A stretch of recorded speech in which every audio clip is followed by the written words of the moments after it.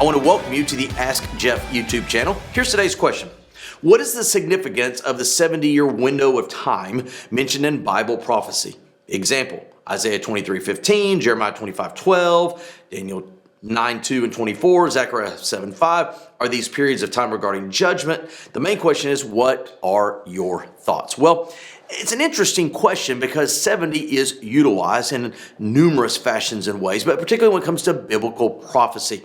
You have in a multitude of these passages this time period that the Israelites were in captivity or in Babylon for 70 years.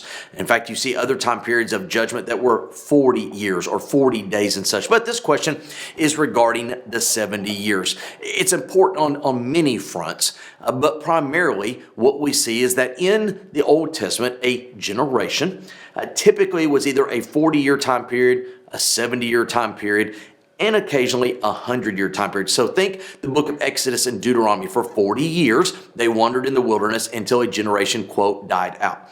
In what we know as the Old Testament prophets, it was 70 years until they were able to come back from the captivity. Why 70 years? Why is that important? Why is that critical? What is important about that generational time period?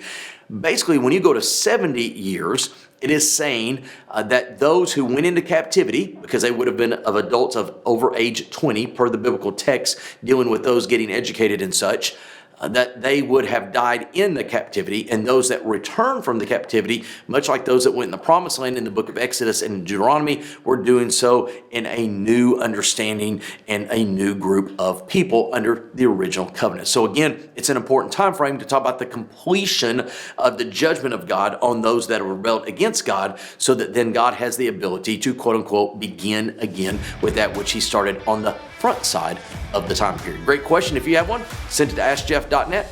Maybe your question will be tomorrow's. Thanks for being a part of today's daily question. Now, we answer a question each and every day. Please feel free to submit a new question at AskJeff.net. We may not have gotten to yours today, but we eventually will continue to be a part of this. Subscribe so you don't miss out on a question every day.